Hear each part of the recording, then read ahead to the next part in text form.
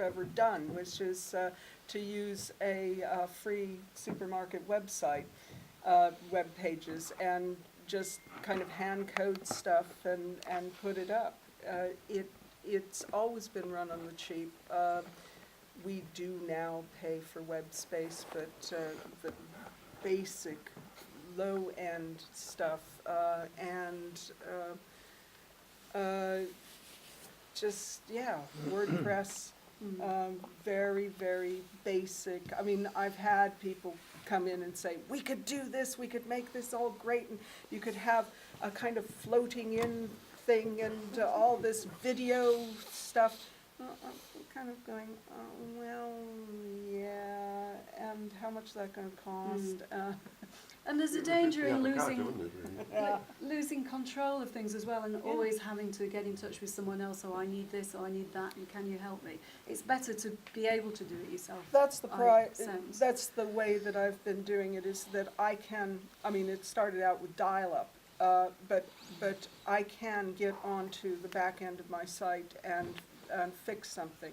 If I find a spelling error, or if I find that a whole page is dropping out, I can fix it. Which that's is what wonderful. I like. Yeah. Well, in a moment we're going to open things up to for you to ask questions if there's anything that you'd like to ask our wonderful contributors today. But just before we do that, I'm just curious to know what projects you guys are working on right now. Let's just have a quick run through, just to give a snapshot of experimental music now. Chris, what are you working on? I'm writing two pieces for soprano Sarah Stowe. The first of them is for soprano and percussionist, and I've written one of three pieces. I have to write the other ones very quickly because the first performance is in about a month. And that is a setting of texts from Joyce's Finnegan's Wake. And the other piece will be later in the year, which is for a couple of wind instruments, soprano, accordion, played by Howard Skempton, because it's based around a concert tour to celebrate Howard's 70th birthday, and hurdy-gurdy. And I'm still thinking about that and how to best write for accordion, hurdy-gurdy, and wind instruments. And first thing is to find texts, and I suspect they'll end up being medieval French, but I haven't actually chosen that yet. So that's what I'm doing. Wonderful, thank you. Hugh, what are you up to at the moment? For quite a few years I've been doing a series of pieces called loosely the overall title being Tales of South East London. I've lived there for many years, and the first 7 pieces were called South of the River, which is wrote about 20 years ago. And in fact, one of the pieces I'm doing in our concert is Ladywell Station. Yes, looking forward to that. So it's a whole series of pieces, some topical, some. I mean, for instance, there was one political piece because our local hospital, Lewisham Hospital, was going to be closed by the Secretary of Ill Health, but he had to. He was forced to give way, and so it was called Hunt for Hunt, which is based on an old hunting tune. And that's part of the series. So it's all kinds of different pieces, but all to do with South East London. We gave that piece a code name, didn't we? When Hugh and I performed Hunt, wasn't it Hunt? Hunt, yeah. We performed Hunts on Resonance FM, and I was really worried that working for the BBC, I have to appear to be unbiased at all times. So I said, Hugh, I think we're going to have to disguise this piece. And so we called it La Chasse. Nice title. But the secret's out now. Virginia, what are you working on now? The catalogue? Well, the catalogue is we're just doing more of the same. As right now, I'm working on a book. So on Southern Californian music, and so that may come out. But the EMC is going to be adding more. We've moved quite a lot to sound files and CD, downloadable recordings, both archival and present, and present day new ones. So that's where we're going right now. I mean, we're talking about the technology. It's been so much easier to put something on Bandcamp rather than.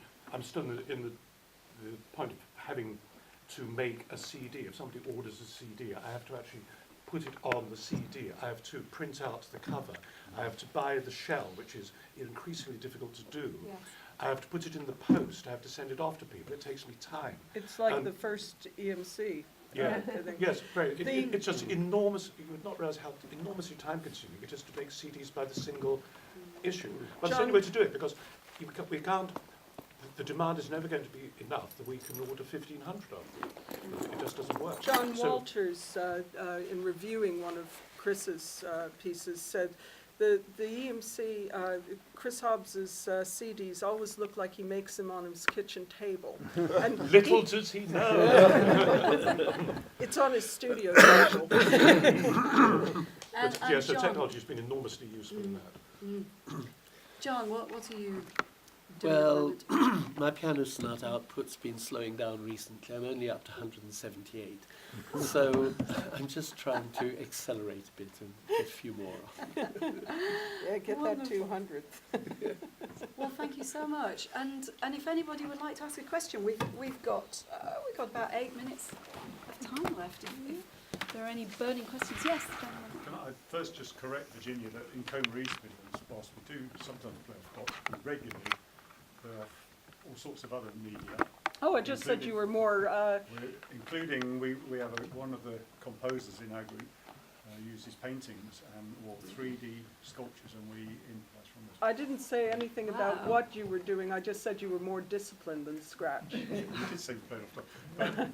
But when we tackle the EMC repertoire, one of the questions that does arise when we're trying to decide how to perform or how to interpret the score, which may be text or maybe some other form, is should we be playing this, allowing our characters as people to come through, or should we be actually fighting that to produce this the kind of the element that you referred to, where the music speaks. Did you use the phrase on its own? I can't remember using it. For itself. When you were performing in the past, and perhaps when you perform now, which side of that line do you try to go? Well, I've always tended toward the Apollonian rather than the Dionysiac. That is to say that I've tried to be cool in performance rather than expressionist in performance. But that's just me. Other people perform in an entirely different way. And in answer to your question, you must take whatever from the music that is useful to you.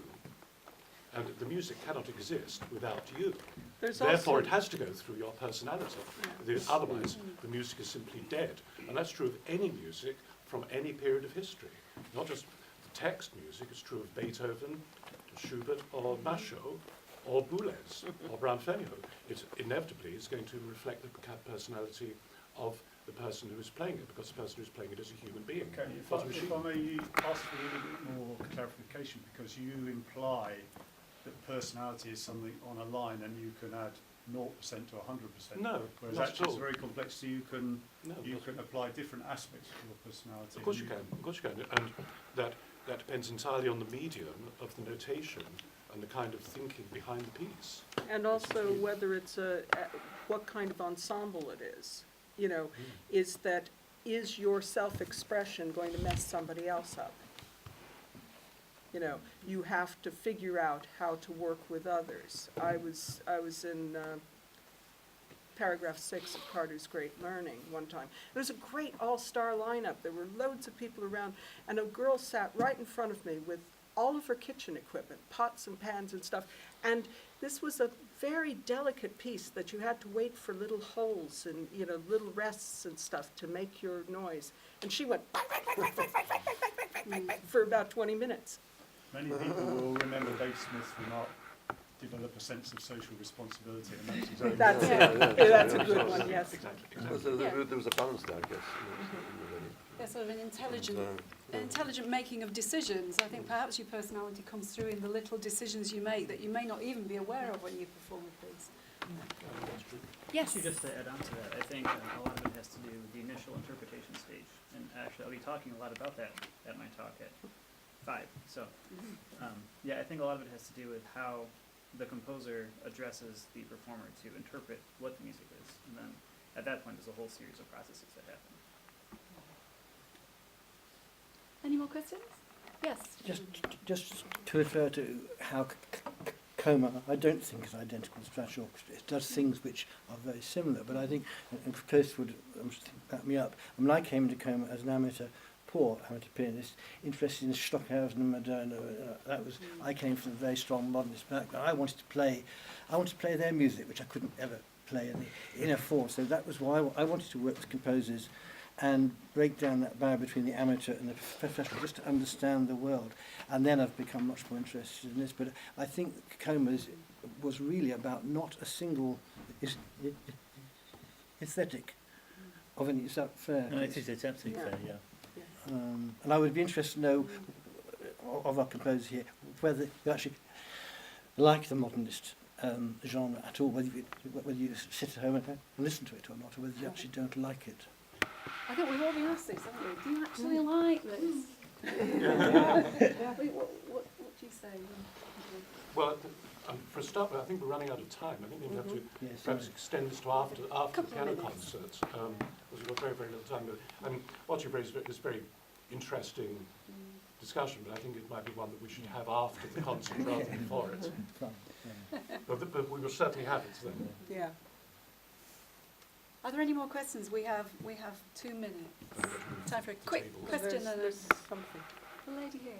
Well, I was going to ask, would you think, and it was kind of leading on from what you were saying, bringing people into experimental music, would you expect them to have done some formal lessons, or can you just come into it, and then if you come into it from scratch, would you then expect them to learn musical skills, techniques, as in, What expectations is it do we parallel, or is put it on?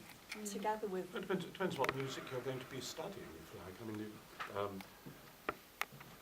in one piece you might learn, I've got to learn how to control my breathing here, or I've got to learn to speak loudly because it's a text. I've got to deliver a text to the audience, so I've got to develop my vocal control. So it's very much on an ad hoc basis. It seems to. It depends what the music is. I mean, the